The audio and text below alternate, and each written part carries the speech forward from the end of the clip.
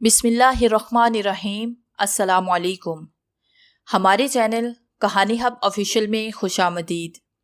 नाजरीन, मैं आज आपके लिए इंतहाई खौफनाक और दिलचस्प कहानी लेकर आई हूँ। लेकिन कहानी शुरू करने से पहले आपसे गुजारिश है कि अगर आपने हमारा चैनल सब्सक्राइब नहीं किया तो आप हमारे इस चैनल को सब्सक्राइब कर लीजिए और बेल आइकन को भी प्रेस कर लें ताकि हर नई आने वाली वीडियो बआसानी आप तक पहुँच सके।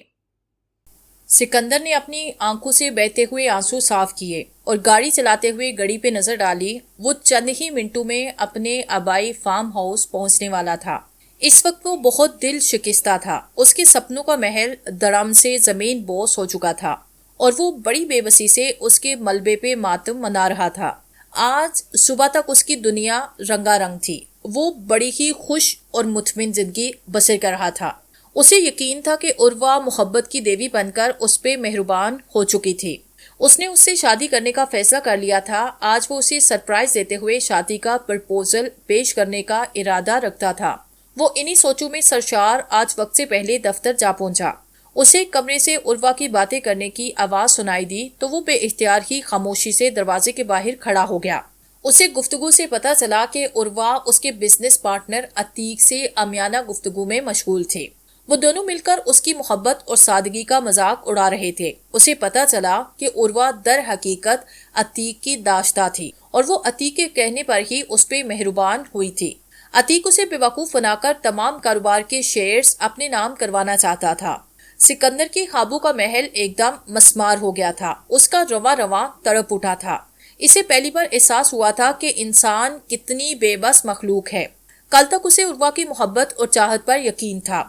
अतीक उसका जिगरी यार और पार्टनर था, मगर आज उसकी जिंदगी के ये दोनों अहम किरदार एक झूठ एक धोखा साबित हुए थे। उसे अपनी जिंदगी एकदम वीरान सी लगने लगी थी। वो जज्बाती तौर पर इतनी तोड़ फोड़ का शिकार हो गया था कि वो किसी की नजरों में आए बगैर गांव की तरफ निकल आया। वो जानता था कि उसके बाबा मलक हयात जब भी कुछ तन्हाई चाहते थे तो शहर की रंगीनियों से मुंह मोड़कर फार्म हाउस की तरफ रवाना हो जाते थे। अब काफी अरसे से उन्होंने कारोबारी मसरूफियात के बायस फार्म हाउस का रुख नहीं किया था। उसने सोचा कि बजाय वो सबको खुद पर हुई वारदात की तफसीलात सुनाकर अपना मजाक बनवाए, क्यों ना वो अपने बाबा के नक्शे कदम पर चलते हुए तन्हा रहकर खुद को इस सदमे से निकालने की खुद सबील करे। सूरज तकरीबन गरूब हो चुका था जब वो अपनी मंजिले मकसूद तक पहुंचा। उसने गाड़ी पुख्ता ड्राइवे पे पार्क की और फार्म हाउस की अंदरूनी इमारत की जानिब चल पड़ा। सर्दियों की आमद थी। फार्म हाउस बंद पड़ा था। वैसे भी ये फार्म हाउस गांव से काफी दूर वाक़ था।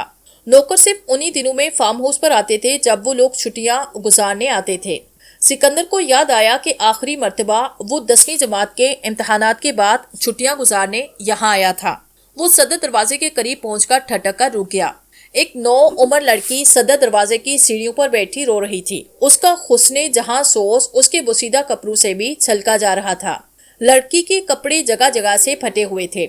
उसकी गर्दन पर और चेहरे पर भी कांटे के और तशद्दुद के निशानात साफ नजर आ रहे थे। सिकंदर को एहसास हुआ कि लड़की किसी मुसीबत में गिरफ्तार थी। उसने खंकारते हुए लड़की की तवज्जो हासिल करना चाही। लड़की उसे देखकर दंग सी रह गई। सिकंदर ने मुलायमत से पूछा, बीबी तुम कौन हो और यहाँ इस वक्त क्या कर रही हो? लड़की उसकी आवाज सुनकर उछल पड़ी। वो हैरत से बोली, तुम मुझे देख सकते हो? तुम मेरे रोने की आवाज भी सुन सकते हो? सिकंदर को उसकी बातें बड़ी अजीब सी महसूस हुई। उसे लड़का के लड़की शायद माली बाबा की बाउली बेटी थी, जिसका जिक्र उसने बाबा भी अक्सर करते रहते थे। उसने लड़की को जवाब देने के लिए मुंह ही खोला था कि लड़की चीखती चिल्लाती बाग में एक तरफ भाग खड़ी हुई। वो बार बार यही चिल्ला रही थी, वो आ गया है हमारा मसीहा। सिकंदर ने सर झटका बोला, पागल औलाद भी किस कदर बड़ी आजमाइश है। बेचारे माली बाबा पता नहीं कैसे इसे अकेले संभालते होंगे। उसने तासुब से सर हिलाया, झुककर सीढ़ियों पर पड़े बड़े गमले के नीचे से घर की चाबी निकाली और दरवाजा खोलकर अंदर दाखिल हो गया। उसने कमरों की बत्तियां जलाई, सोफे पे गिरा। वो जहनी और जिस्मानी तौर पर बुरी तरह थक चुका था। सोफे पे पड़े पड़े जल्द ही उसकी आंख लग गई। रात का न जाने कौन सा पहर था जब उसकी आंख किसी गैर मामूली कारण से खुल गई। नशिस्त गाह में बत्तियां बुझी हुई थी। कमरे में गैर मामूली ठंडक का एहसास था। खामोशी बड़ी ही मुहिब थी। ऐसे लगता था जैसे खामोशी नोहा करने में मसरूफ थी। وہ اٹھ کر بیٹھا۔ جب اس کی آنکھیں اندھیرے سے آشنا ہوئی تو اس نے دیکھا ایک انسانی جسم قالین پر بے حس و حرکت پڑا تھا۔ سکندر کا دل زور زور سے دھڑکنے لگا۔ اسے مالی بابا کی پاگل بیٹی کا خیال آیا۔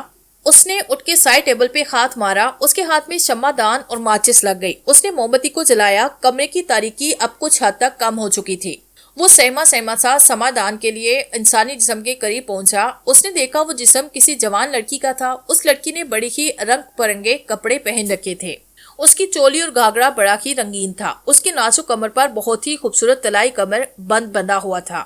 لڑکی کے بال سیاہ اور طویل تھے مگر اس وقت ہون میں اٹے ہوئے تھے۔ اس کے سر پر بھی ایک رنگین رومال بندھا ہوا تھا۔ سکندر نے ڈرتے ڈرتے اس کے جسم کو ہلایا۔ لڑکی کا چہرہ اب مکمل طور پر سکندر کے سامنے آیا۔ لڑکی جب زندہ ہوگی اس وقت وہ بڑی خوبصورت رہی ہوگی مگر اس وقت اس کا حسین چہرہ خون سے بھرا ہوا تھا۔ اس کی خوبصورت سبز آنکھیں زندگی سے محروم پتھرائی ہوئی تھی۔ وہ حسین لڑکی جو کسی وقت میں جیتی جاگتی ایک قیامت ہوگی، اس وقت وہ محض ایک بے جان سرد لاش تھی۔ ایسے محسوس ہوتا تھا جیسے کسی نے اس کا چہرہ کسی چیز سے مار مار کر کچل کر رکھ دیا تھا۔ لڑکی کی حالت بتاتی تھی کہ اسے مارنے والا کوئی صفاق قاتل تھا۔ یہ لڑکی مالی بابا کی باولی بیٹی ہرگز نہ تھی۔ سکندر کے ماتھے پہ پسینہ آیا۔ اچانک مردہ لڑکی میں حرکت پیدا ہوئی۔ اس نے سکندر کا ہاتھ کس کے پکڑا اور کراہتے ہوئے بولی، بابو میں مرنا نہیں چاہتی تھی مگر دیکھو میرے ساتھ کیا ظلم ہو گیا۔ اس کا خلق خوف سے خشک ہوا۔ اس کے ہونٹوں سے ایک دبی دبی سی چیخ نکلی۔ اس کے کپکپاتے ہاتھوں سے شمعدان نیچے گرا۔ سکندر بہت شدید ڈر گیا تھا۔ پہلا خیال اسے یہی آیا کہ وہ کسی گناونی سازش کا شکار ہو چکا تھا۔ عتیق اور عروہ نے مل کر اسے کسی بیگانہ قتل کے الزام میں پھنسا دیا تھا۔ پھر اسے لگا کہ یہ کوئی پبلسٹی اسسٹنٹ تھا۔ وہ کسی لائیو شو کا حصہ بن چکا تھا جسے کسی چینل پر ٹیلی کاسٹ کیا جا رہا تھا۔ وہ یہ نہیں سمجھ پا رہا تھا کہ عروہ اور عتیق یا ٹی وی کی ٹیم کو اس بات کا علم کیسے ہوا کہ وہ فارم ہاؤس آ گیا تھا۔ اس کی آنکھوں کے آگے پھانسی کا پندہ ناچ رہا تھا۔ وہ جانتا تھا کہ اگر واقعی یہ قتل کی واردات تھی تو پولیس اس کی بے گناہی تسلیم کرنے والی ہرگز نہیں تھی۔ وہ خامتے ہوئے سوچنے لگا اب اس مشکل سے وہ کیسے باہر نکلے۔ اس نے خود کو ڈارس دی۔ اس نے خامتے کامتے شمعدان ڈھونڈ کر دوبارہ روشن کیا۔ شمعدان کی روشنی میں ایک عجیب منظر اس کے سامنے تھا۔ اس نے بے یقینی سے اپنی آنکھیں کھولی۔ نشستہ کا قالین صاف ستھرا اس کے سامنے موجود تھا۔ لڑکی کے جسم کا دور دور تک نام و نشان نہیں تھا۔ اس نے بھاگ کر سارے کمرے چیک کیے مگر اسے کہیں بھی کوئی غیر معمولی بات نظر نہیں آئی۔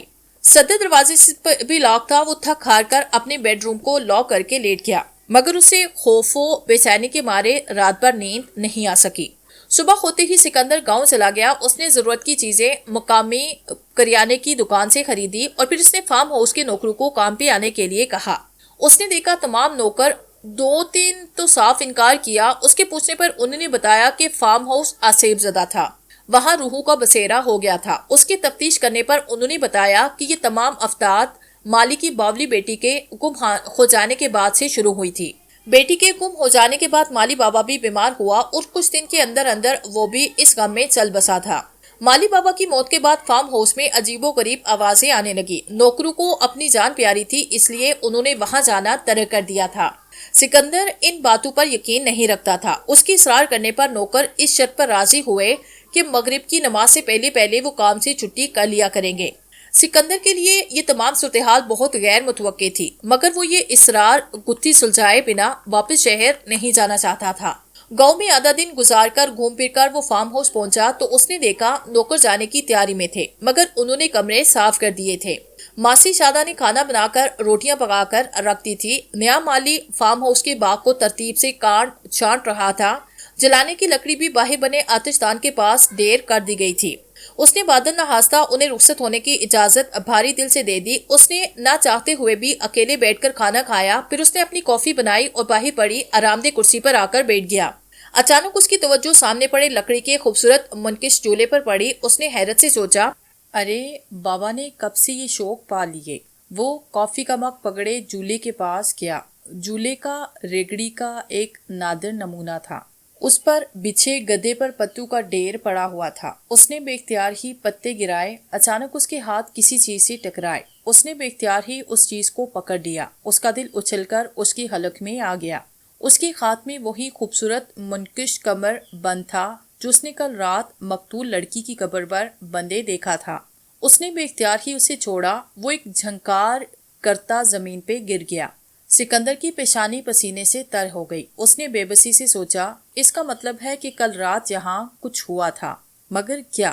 اس کے پاس کسی سوال کا جواب نہیں تھا۔ اس نے سرخ اینٹوں کے فرش پہ نظر دوڑائی۔ کمرہ بند اب وہاں سے غائب تھا۔ اسے لگا جیسے اس کے اعصاب جواب دیتے جا رہے تھے۔ وہ بھاگتا ہوا گھر میں چلا آیا۔ جیسے ہی وہ گھر میں داخل ہوا، اسے ایک مترنم سی ہنسی سنائی دی۔ وہ بے اختیار آواز کی سمت بھاگا۔ اس نے واضح طور پر پائل کی پکار اور چوڑیوں کی چھنکار سنی۔ کوئی سبک قدموں سے اس کے آگے بھاگ رہا تھا، مگر وہ اسے دیکھنے میں ناکام تھا۔ وہ اونچی آواز میں بولا، تم جو کوئی بھی ہو سامنے آ جاؤ۔ عروہ، عتیق، میرے ساتھ گھنونے کھیل مت کھیلو، میں جانتا ہوں کہ تم لوگ یہیں پر ہو۔ اس کی آواز اپنی بازکش میں ہی گم ہو کر رہ گئی۔ زنانہ ہنسی، پائل اور چوڑیوں کی چھنکار اچانک کہیں گم ہو گئی۔ گھر میں دوبارہ خاموشی کا راج تھا۔ جان چکا تھا کہ عتیق اور عروہ مل کر اسے پاگل بنا رہے ہیں۔ وہ زور سے چیخ کر بولا، میں کسی اوچھے ہٹ کنڈے سے ڈرنے والا نہیں، تم لوگ جو مرضی کرو، میں جھانسی میں آنے والا نہیں۔ اس نے چند کتابیں مطالعے کے کمرے سے لی اور اپنی کمرے میں لیٹ کر پڑھنے لگا۔ پڑھتے پڑھتے اسے نیند آئی۔ اس کی آنکھ کھولی تو اسے کچھ غیر معمولی احساس ہوا۔ کمرہ برف زار بنا ہوا تھا۔ اس نے گہرا سانس لیا۔ وہ اپنے منہ سے نکلتی بھاپ دیکھ کر ششدر رہ گیا۔ اس نے سوچا، یہ اوائل سرما میں اتنی سردی کب سے ہونے لگی؟ اچانک اسے دبی دبی سرگوشیوں کی آواز سنائی دی۔ وہ خوف سے پسینے میں نہا گیا۔ اس کے علاوہ گھر میں کوئی زیرو موجود تھا۔ اس نے کمرے کے کونے میں پڑا اپنا بلہ اٹھایا اور دبے پاؤں آواز کی طرف چلا۔ آواز اس کے ساتھ والے بیڈ روم سے آ رہی تھی۔ اس نے آہستہ سے تھوڑا سا کمرے کا دروازہ کھولا۔ کمرہ چاندنی سے روشن تھا۔ موتیے اور گلاب کی خوشبو ہوا کے سنگ آ رہی تھی۔ کمرے کے وسط میں بچھے پلنگ پر ایک مردہ چت لیٹا ہوا تھا۔ اندھیرے کے باعث اس کے سارے نقوش واضح نہیں ہو رہے تھے، جبکہ ڈھیلے ڈالے رنگین کپڑوں میں ایک بنجارن اس کے انتہائی قریب کھڑی تھی۔ عورت کی کلائی مرد نے تھام رکھی تھی۔ عورت کسمساتے ہوئے اپنی کلائی مرد سے چھڑوانا چاہ رہی تھی۔ اس کے انداز میں گریز صاف نظر آ رہا تھا، جبکہ مرد اپنی طاقت کا مظاہرہ کرتے ہوئے اسے اپنی جانب کھینچنے میں مصروف تھا۔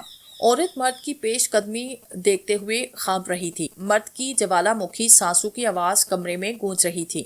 عورت دبی دبی آواز میں بولی، بابو، میں بنجارن ضرور ہوں، مگر دیوا سے پہلے یہ سمن کو پاپ سمجھتی ہوں۔ تو میرے بابا سے مجھے مانگو، تمہارے پاس روپیہ ہے، میرے بابا اور قبیلے کو کچھ پیسہ اور زمین دان دو، وہ یہیں ٹک جائیں گے۔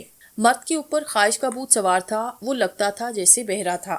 وہ عورت کی مزاحمت سے بے پرواہ اپنی موضوع میں مشغول تھا۔ وہ عورت کی مزاحمت اور مسلسل انکار پر بیٹھی بیٹھی دھیمی آواز میں بولا، پگلی، پریم کیا تو ڈرنا کیا؟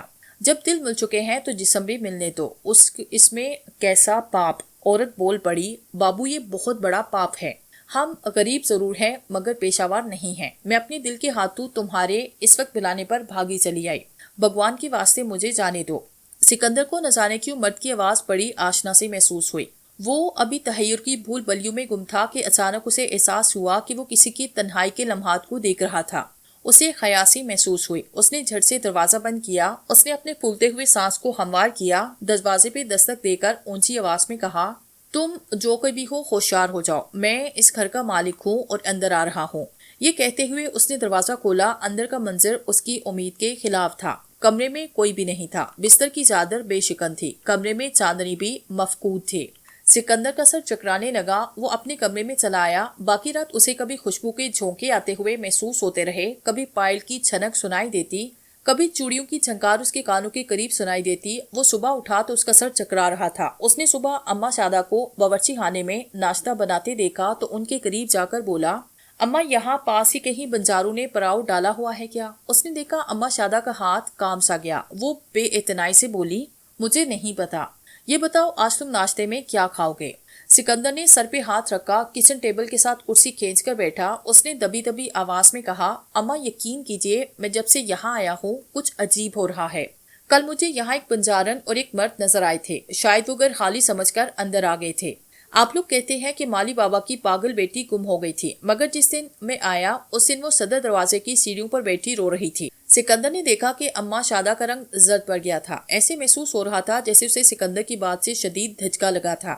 اماں شادہ نے مزید تیزی سے اپنے ہاتھ چلاتے ہوئے اپنی توجہ کام کی طرف مبذول کر لی۔ سکندر کو احساس ہوا کہ اماں اس کے کسی سوال کا جواب نہیں دینے والی۔ وہ خاموشی سے باہر چلا آیا۔ اس نے فیصلہ کر لیا تھا کہ وہ اس معمے کو خود حل کر کے دم لے گا۔ رات آئی تو سکندر تیار تھا۔ اس نے آج رات جگہ کا پروگرام بنایا تھا۔ اس نے کافی کا تھرماس بھر کر اپنے پاس رکھا۔ اس کے پاس بھرا ہوا ریوالور بھی موجود تھا۔ اس نے آج نوسر بازو کو سبق سکھانے کا پکا فیصلہ کر لیا تھا، جو اس کے فارم ہاؤس کو آسیب زدہ قرار دے کر اپنا مطلب پورا کر رہے تھے۔ رات آہستہ آہستہ بھیگی جا رہی تھی۔ رات کے 12 بج چکے تھے، مگر ابھی تک کوئی غیر معمولی حرکت اس نے محسوس نہیں کی تھی۔ نہ چاہتے ہوئے بھی اس کی آنکھوں میں نیند ابھرنے لگی۔ اس کی پلکیں نیند سے بوجھل ہو رہی تھی اور وہ جلدی دنیا و مافیہ سے بے خبر ہوا۔ اس کی آنکھ کھلی تو کمرہ حسب معمول برف کی طرح سرد تھا۔ سال والی کمرے سے سرگوشوں کی آوازیں آ رہی تھی۔ وہ دبے پاؤں اٹھا۔ اس نے آہستہ سے دروازہ کھولا اور دیکھا تو 2 لوگ ایک دوسرے میں گم تھے۔ مرد کا چہرہ اندھیرے میں تھا، مگر عورت ایک نوجوان خوبصورت لڑکی تھی۔ عجیب بات یہ تھی کہ یہ لڑکی اس کے لیے بالکل انجان تھی۔ وہ نہ بنجارن تھی اور نہ مالی بابا کی پاگل بیٹی تھی۔ اس نے کمرے کا دروازہ بند کیا اور پھر دستک دے کر بآواز بلند اعلان کیا کہ وہ کمرے میں داخل ہو رہا تھا۔ مگر جب وہ کمرے میں داخل ہوا تو حیران پریشان رہ گیا۔ حسب معمول کمرہ خالی تھا۔ اچانک اسے باہر نشست گاہ سے کسی کے زور زور سے بولنے کی آواز سنائی دی۔ وہ بے اختیار ہی اس کی طرف چل پڑا۔ اس نے دیکھا رنگین کپڑوں میں ملبوس بنجارن اس کے سامنے نشست گاہ کے وسط میں کھڑی تھی۔ لڑکی کے سامان کا تھیلا سامنے صوفے پہ پڑا تھا۔ اس سے چھانکتی رنگ برنگی پنکھیاں اور مٹی کے برتن بتا رہے تھے کہ وہ لڑکی یہ چیزیں فروخت کرتی تھی۔ وہ لڑکی اس وقت ایک مرد کے سامنے گڑگڑا رہی تھی۔ سکندر نے دیکھا مرد کا چہرہ دیوار کی طرف تھا۔ سکندر نے کان لگا کر سنا۔ لڑکی گڑگڑاتے ہوئے کہہ رہی تھی، بابو میری محبت کو میرے لیے گالی مت بناؤ، میں تمہارے بچے کی ماں بننے والی ہوں، بھگوان کے لیے مجھے اپنا لو، اس معصوم کو اپنا نام دے دو، تم نے مجھے وچن دیا تھا کہ تم مجھ سے ویواہ کر لو گے۔ مرد ایک مجسمے کی طرح ساکت و صامت کھڑا۔ لڑکی نے بھاگ کر اس کے پیر پکڑے۔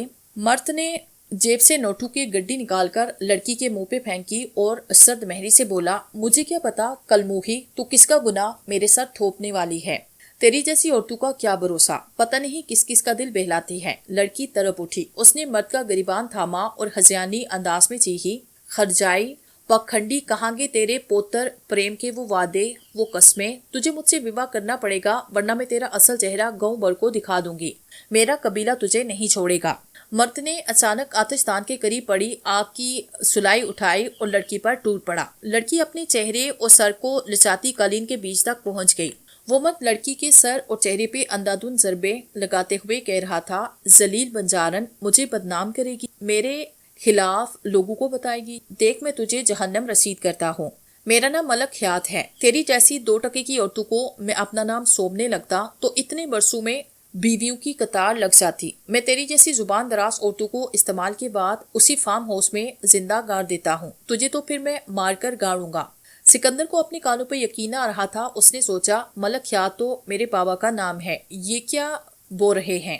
کون ہمیں بدنام کرنا چاہ رہا ہے؟ یہ کسی ایڈوانس پروجیکٹ کا کمال لگتا ہے کہ مجھے یہاں فلمی قسم کے مناظر نظر آ رہے ہیں۔ وہ ابھی انہیں سوچوں کے مدرجس میں ڈوب ابھرا کہ مرد نے اپنا رخ بدلا۔ سکندر نے دیکھا کہ اس کا باپ اس کے بالکل سامنے کھڑا تھا۔ اس کا باپ اس کا مان اور آئیڈیل تھا، مگر آج وہ سنسا کھڑا اس کا اصل چہرہ دیکھ رہا تھا۔ ابھی اس نے اپنے باپ کا جو بہمانہ اور صفاقانہ روپ دیکھا تھا، وہ اسے دیکھ کر دنگ رہ گیا تھا۔ لڑکی کا بے جان لاشا قالین پہ پڑا تھا۔ اس کی خوبصورت بے جان سبز آنکھوں میں ایک تحیر تھا۔ سکندر کو اپنی آنکھوں پہ یقین نہیں آ رہا تھا، کیونکہ اس کے والد کو معاشرے بھر میں لوگ دیوتا کی طرح پوجتے تھے۔ لوگ ان کی پارسائی کی قسمیں کھاتے تھے۔ وہ نہ صرف ارکان دین کے پابند تھے بلکہ کئی فلاحی تنظیمیں بھی چلاتے تھے۔ سکندر اور اس کے تینوں بہن بھائی بہت چھوٹے تھے جب ان کی والدہ گردن توڑ بخار سے گزر گئی۔ اس کے والد نے ساری جوانی ان کی پرورش اور تعلیم و تربیت میں گزار دی۔ رشتہ داروں کے انتہائی اصرار پر بھی شادی نہیں کی تھی۔ سکندر کو یقین نہیں آ رہا تھا کہ اس نے ابھی جو کچھ دیکھا وہ سب حقیقت میں رونما ہوا تھا یا وہ کوئی خوفناک خواب دیکھ رہا تھا۔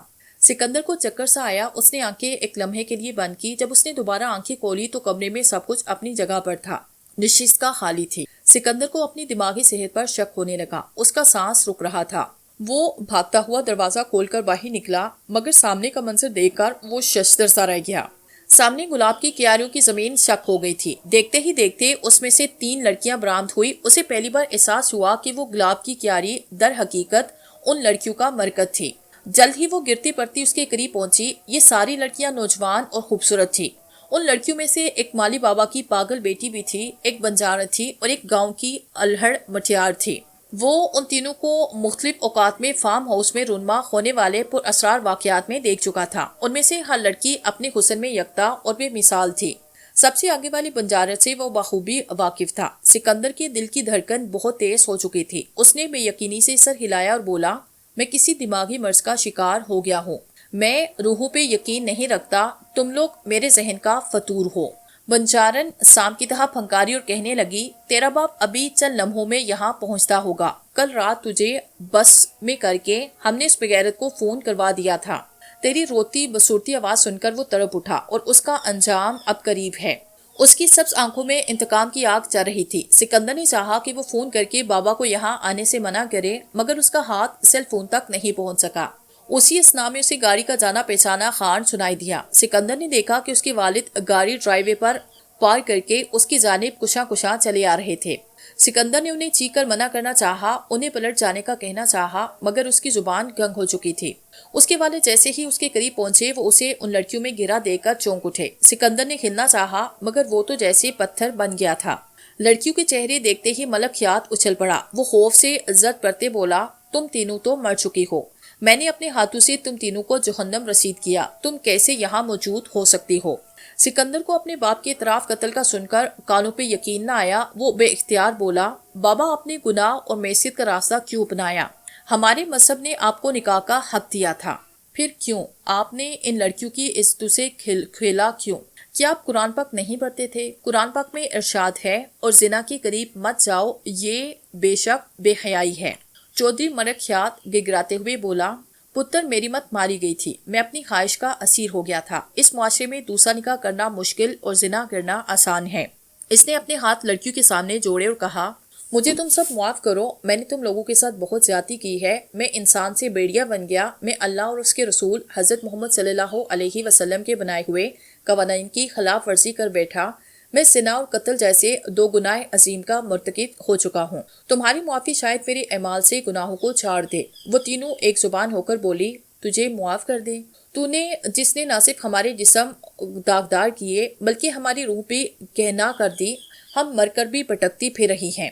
بنجارن آگے آ کر بولی، یہ پاکھنڈی تو نہ صرف میرا بلکہ میرے بچے کا بھی پاک قاتل ہے، میرا وہ بچہ جو اس کے کارن دنیا میں جنم نہ لے پایا۔ مالی بابا کی پاگل نومر لڑکی نے آگے بڑھ کر کہا، اس ہوس کے درندے نے میرے بابا کو ہفتوں کے لیے بیچ دیا اور پیچھے سے اسی فارم ہاؤس میں میرے ساتھ منہ کالا کرتا رہا۔ اسی خیال تھا کہ شاید میں بالکل پاگل ہوں۔ ایک رات جب میں روتے ہوئے اس سے کہا کہ میں اپنے بابا کو سب کچھ بتا دوں گی، تو اس نے مجھے زندہ ہی گلاب کی کیاروں میں گاڑ دیا۔ میرا بابا میرے غم میں تڑپ تڑپ کر مر گیا۔ ملکیات کے چہرے پر زلزلے کی سی کیفیت آری تھی۔ وہ کانپتی ہوئی آواز میں بولا، میں بے بس تھا، میں مجبور تھا، اس سے پہلے میں روپے سے ہی جسم خریدتا رہتا تھا، مجھے تو یہی خل پتا تھا، میں نے تو تمہیں کہا تھا کہ مجھ سے پیسہ لے لو اور خاموشی سے لوٹ جاؤ، جب تم لوگ نہیں مانی تو مجھے مجبوریہ انتہائی قدم اٹھانا پڑا۔ سکندر آگے بڑھا اور بولا، بابا کیوں، آخر کیوں آپ سب کی نظروں میں مذہبی اور متقی بنے رہے؟ آپ کے لیے کیا دنیا والوں کی نظر میں پاک باز اور عظیم بننا اتنا ضروری تھا کہ آپ لٹیرے اور قاتل بن گئے؟ دوسری شادی ایک حلال راستہ تھا، ہماری والدہ تو فوت ہو چکی تھی، مگر آپ حلال ذریعہ اپنانے سے ہچکچاتے رہے کیوں؟ ملکیات پھٹی پھٹی آواز میں بولا، تمہاری ماں کی وفات کے 10 سال کے بعد جب مجھے جسمانی تقاضوں نے تنگ کرنا شروع کیا، اس وقت تک تم بچے، ہمارے رشتہ دار، دوست، احباب، پڑوسی سب مجھے دیوتا بنا چکے تھے، جسے کوئی انسانی حاجت نہیں رہی، جو ہر انسانی اور بشری کمزوری سے پاک تھا۔ محلے کی عورتیں، رشتہ دار عورتیں، دوستوں کی بیویاں، جوان سال بیٹیاں سب مجھے اتار سمجھتی، کوئی مجھے بھائی کہتی اور کوئی مجھے انکل۔ میرا دل کرتا تھا کہ میں انہیں بتاؤں کہ میں ان کا بھائی یا انکل ہرگز نہیں تھا، میں ایک کمزور انسان تھا۔ میں تو اپنے آپ سے ڈرنے لگا، میرا دل کرتا کہ کسی بھی راہ چلتی عورت کے گلے کا ہار بن جاؤں۔ میرے بشرا تقاضے مجھے پاگل کرنے لگے تھے، میں چاہتے ہوئے بھی اپنی دوسری شادی کی خواہش کسی سے بیان نہ کر پایا۔ پھر ایک دن میں یہاں چھٹیاں گزارنے اکیلا آیا، شاید شیطان میری طاق میں بیٹھا تھا یا میں خود شیطان بن گیا تھا۔ یہاں مجھے پروین ملی، میری چند جھوٹے وعدوں پہ یقین کر کے اس نے اپنا آپ مجھے سونپ دیا، پھر میرے ڈرانے پر وہ چند ہزار لے کر بھاگ گئی۔ اس کے بعد یہ سلسلہ چل پڑا۔ مجھے بھی اندازہ ہوا کہ میں اپنی طلب اس ناجائز ذریعے سے مٹا سکتا تھا۔ مجھے معصیت اور گناہ کی زندگی میں لطف آنے لگا۔ میں نت نئی عورتوں کے ساتھ وقت گزارتا اور شاد مان رہتا۔ میرے بچوں اور دنیا کے سامنے میری شخصیت کی پاک بازی بھی قائم تھی، بس مجھے پھر پتہ ہی نہ چلا کہ کب اور کیسے میں زانی سے قاتل بھی بن گیا۔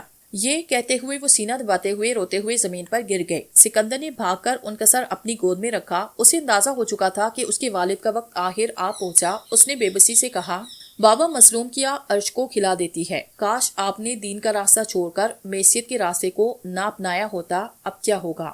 بابا کیا آپ کو بخشش مل جائے گی؟ اس کی بات سن کر ملک حیات کے جسم پر تشنجی کیفیت طاری ہو گئی۔ وہ تکلیف سے لوٹ پوٹ ہوتے ہوئے اندھے منہ ہو گئے۔ سکندر نے انہیں مشکل سے سیدھا کیا اور وہ دیکھ کر دنگ رہ گیا۔ چودھری ملک حیات کا دم نکل چکا تھا، ان کی بے نور آنکھیں اسے تک رہی تھی۔ اس نے سر اٹھایا تو تینوں لڑکیوں کی روحیں اس کے سامنے سے غائب ہو چکی تھی۔ اسے معلوم تھا کہ ان کا انتقام پورا ہو چکا تھا۔ لٹیرے کو اس کے گناہوں کی سزا مل چکی تھی۔